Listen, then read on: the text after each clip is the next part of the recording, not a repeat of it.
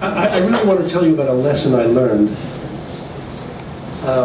but I don't know what the lesson is, really. No, I mean it. I kind of got it at some visceral level. You'll laugh. It's not a comedy. It's at some sort of visceral level I felt I learned something, but I'm not sure exactly what it is. I guess many of you would know Lawrence van der Post? Yes. South Afrikaner. 1906 he was born. He was raised by a black nanny, an African nanny, and he took a great interest in the legends and the folklore of Africa, especially the Kalahari Bushmen. And he learned their language. He filmed them. He recorded their music. He did a whole thing.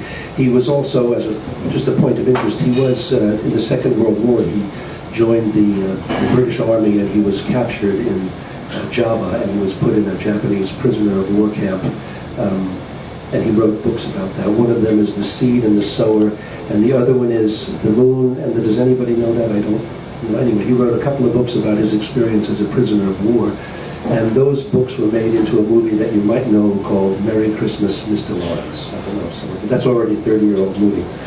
Anyway, I heard a story that he told, a legend from the Bushmen, and when I heard it, as I said, I really felt I learned something, but I can't quite put it into words. So I want to tell you the legend and see if you can help me out and tell me what I learned.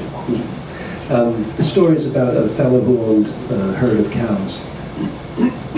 Black and white cows is a point of interest. And he would put the cows out at night to graze, and in the morning the cows would come back and they would milk the cows, and that was his livelihood. And for a couple of days straight, the cows came back and were dry. So he wondered what was going on. So he went out into the pasture and he hid.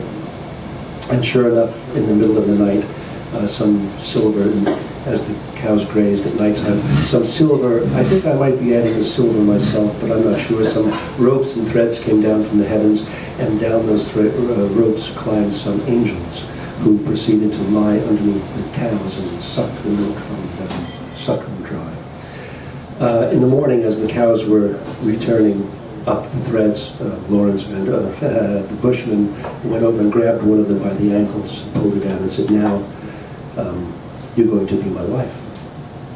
Excuse me, I have to stop right here, because if I told you how I met my wife was that she came to my cafe and was stealing a piece of cheesecake, and I grabbed her by the ankles and said, "Now you have to be my wife," and we wouldn't go for it. It doesn't work in the real world, but this being the world of legends and parables, we have to accept the internal logic of the story. So he brings her down, and so she says, "Okay, I'll be your wife, but I want to go home, and I want to bring some things back for us." She leaves, and she comes back with her belongings, among which is a chest. It's a box. And of course she says, "Don't open the box," and she puts it in the house, right? Does anyone know what's going to happen? So they live for several years together. It's beautiful. She's a wonderful wife. He's a very wonderful husband, and they just have a great life together. And one day she's out in the field and she's working, and or wherever she is, and he peeks in the box, and it's empty. He sees nothing. He starts to laugh. He thinks that's hysterical. That's really funny. But when she comes back from wherever she was, she knows immediately that he looked into the box. And she said, and now it was understood that she had to leave now. He broke his promise, and she had to leave. And she was going back home. But what he didn't know, what the farmer, the Bushman didn't know, was that she had packed in that box treasures that treasures that they would use in their old age, treasures that they would, beautiful things that would make their life wholesome and fun and good. And it wasn't that she wasn't leaving because he looked in the box. She was leaving because when he looked in the box, he saw nothing. That's the story. Thank you very much.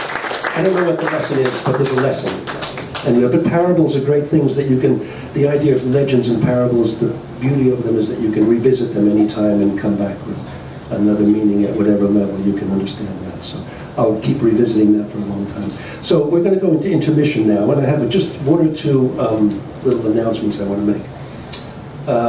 This place is closing within a year. I don't know when. It could be 6 months. It could be 7 months. Not just Papa John's. The entire complex is going to be turned into a hotel. Yeah, there's not enough money being made here for the people who own the property. So that's it. It's fine. It was everything is fine with that. We understand it. So I don't know how long this is going to be here. And what I'd like to do is put out the word that I will be looking for another place. If not to do a Papa John's, at least a place to do the story night, because this is a wonderful evening, and I love it. And I think the people who come here enjoy it, and it serves a purpose in the community. So that's out there, and if anyone says, oh, my Uncle Fred has a barn, and he'd love you to come here on Sundays, and do something, just keep it in mind. I don't know where that's going to come from. And that's it. We're going to have an intermission. There's a little bit of food left, and then after that, we have some more. We have a story by Tom Brown, and also Phil is going to do some more music. So enjoy yourselves, and I'll try to get the lights up as soon as I can. Thank you.